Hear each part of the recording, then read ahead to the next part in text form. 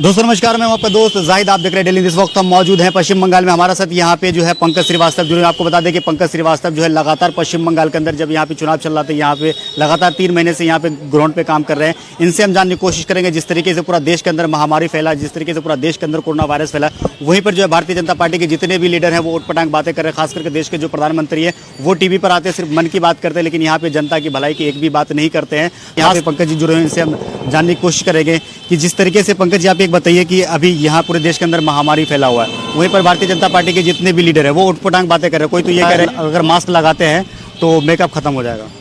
देखिए, निश्चित तौर पर भारतीय जनता पार्टी पूरी मदारियों की टीम है, पूरी सर्कस की टीम है। जिस तरीके से भारतीय जनता पार्टी के लोगों ने देश को कोरोना की आग में झोंका, इसके लिए देश कभी माफ नहीं करेगा।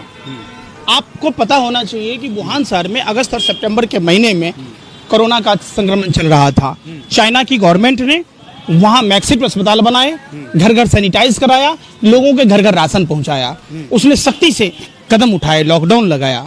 हमारे देश के प्रधानमंत्री जब 31 दिसंबर को WHO ने कोरोना से संक्रमण से माने संज्ञान लेने की बात की, हमारे देश के प्रधानमंत्री अपने 300 सांसदों के साथ 17 मुख्यमंत्री, 40 केंद्रीय मंत्री और 70 राष्ट्रीय जनतांत्रिक गठबंधन के नेताओं के साथ दिल्ली में चुनाव में घर घर पर्चा बांट रहे थे।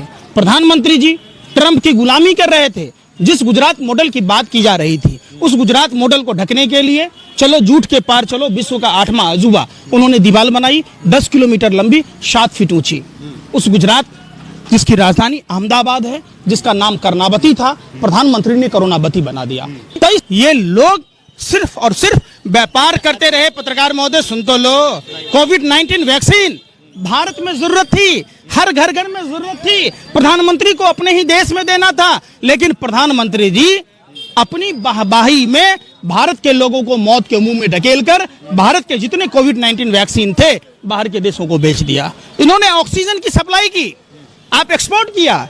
आप समझिए कि जो ऑक्सीजन की जरूरत भारत में थी, कोरोना वायरस कहता रहा अस्पतालों में डॉक्टर बढ़ाइए, अस्पतालों में बेड बढ़ाइए, अस्पतालों में दवाइयां बढ़ाइए। देश के प्रधानमंत्री जी दाढ़ी बढ़ाते रहे, दाढ़ी बढ़ाते रहे। तो दाढ़ी बढ़ाने से क्या, तो चुनाव जीतने के लिए दाढ़ी बढ़ाते हैं ना। अरे भैया सुनिए ना, जिस कोरोना वायरस लॉकडाउन के समय प्रधानमंत्री जी ताली थाली पिटवाए, प्रभु आपने रामायण देखी होगी, तकलीफ कब होता है कि ये लोग भगवान के नाम पर देश के लोगों का शोषण कर रहे हैं। रामायण में प्रभु श्री राम के भाई लक्ष्मण जी जब मूर्छित हुए तो हनुमान जी ने सुसेन वैद्य को लंका से लाया, हनुमान जी संजीवनी बूटी लाया, और उसको रोकने का काम किसने किया? कालनेमी राक्षस ने। ये भाजपा के लोग वही कालनेमी राक्षस हैं। जब भारत में दवाइयों की जरूरत थी, जब भारत में ऑक्सीजन सिलेंडर की जरूरत थी, जब भारत में डॉक्टरों की जरूरत थी, भारतीय जनता पार्टी के लोग पूरा विश्व का राष्ट्र अध्यक्ष, प्रधानमंत्री, मंत्री, अरे सुन लीजिए, अरे सुनिए ना, देश में चल रहा है, यही तो बात है। ये कहता रहा, गांव गांव में रैलियां करता रहा, क्या चुनाव के रैलियां कराना जरूरी था? आप एक बात बताइए, पत्रकारिता करते हैं, क्या करते हैं? भाजपा की IT सेल की दलाली कर रहे हैं आप। आपने कभी सवाल पूछा कि प्रधानमंत्री जी आप रोड शो कर रहे, सारा दिन लाखों की भीड़ में रैलियां करता है, कहता है 2 गज है दूरी, मास्क है जरूरी, तो आपके रैली में नहीं है, आपके रैली में पिछवाड़े में घुस जाता है, वहां कोरोना नहीं फैलेगा। कौन कहा? प्रधानमंत्री जैसे अहम पद पर बैठे हुए प्रधानमंत्री हैदराबाद के नगर निगम का चुनाव प्रचार करे? प्रधानमंत्री गृह मंत्री क्या दिल्ली के नगर निगम के उपचुनाव में प्रचार करे? क्या प्रधानमंत्री गृह मंत्री, देश का मंत्री जाकर बिहार में चुनाव रैलियां करे, 5 राज्यों में चुनाव रैलियां करें, उपचुनावों में रैलियां करें? जहां इनको अस्पतालों का जायजा लेना था, आप एक एक अस्पतालों में जाकर देखिए। हम हर अस्पताल बनवा रहे हैं, लोगों को दवाइयां मिल रही है, वेंटिलेटर मिल रहा है। कब बना रहे? जब मौत के मुंह में ढकेल दिए। ये देश में जो इतनी मौतें हुई, साल भर से आप क्या कर रहे थे? तवायफ के कोठे पर मुजरा गा रहे थे आप लोग। नेहरू जी फिर नेहरू ने एम्स बनाया था, हुई तो इलाज करा रहे। अगर पूर्ववर्ती सरकारों ने चाहे किसी भी पार्टी की सरकार हो, देश में अस्पताल नहीं बनाया होता तो आज हमारा क्या हाल होता।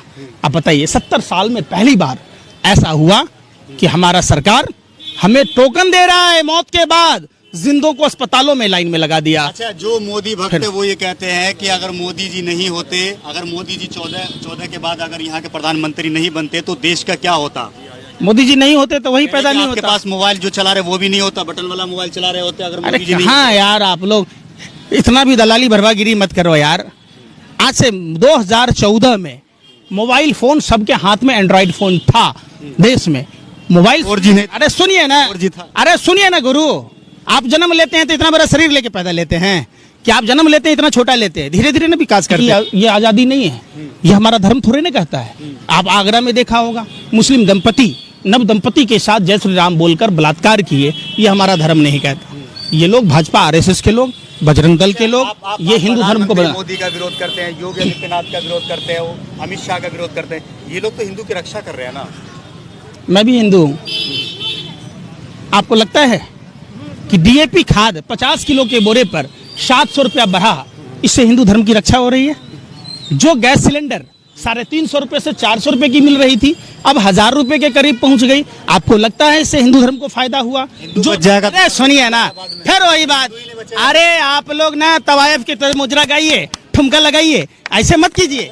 आप समझाइए, अस्पतालों में दवाइयां नहीं है, ऑक्सीजन नहीं है, तो जो लोग मर रहे, मुसलमान से ज्यादा हिंदू धर्म के लोग मर रहे, तो क्या इससे हिंदू धर्म को फायदा हो रहा? क्यों लड़ा रहे भाई? गंगा जमुना तहजीब भारत की शान है, पूरे वर्ल्ड में अनेकता में एकता के नाम से विविधताओं का देश माना गया है, अलग अलग खान पान। आपको हजम नहीं होता है? आप हमें पुराना भारत में लौटा दीजिए ना जनाब। अच्छा, लगातार ट्विटर पे ये मांग चल रहा है, मोदी इस्तीफा दो, मोदी रिजाइन दो, मोदी झोला उठा, आज भी है कि मोदी यहाँ से निकलो। बिल्कुल, नरेंद्र मोदी जैसा पनौती प्रधानमंत्री जब तक देश में रहेगा, ये मौतों का सौदागर प्रधानमंत्री, ये महानीच प्रधानमंत्री, नरभक्षी प्रधानमंत्री, आधुनिक भारत का जयचंद प्रधानमंत्री, जितनी भी, ये पहला ऐसा व्यक्ति है, भारत में लगभग 170 भाषाएं बोली जाती है, पहला ऐसा प्रधानमंत्री है जो सभी भाषा में गाली सुन रहा है।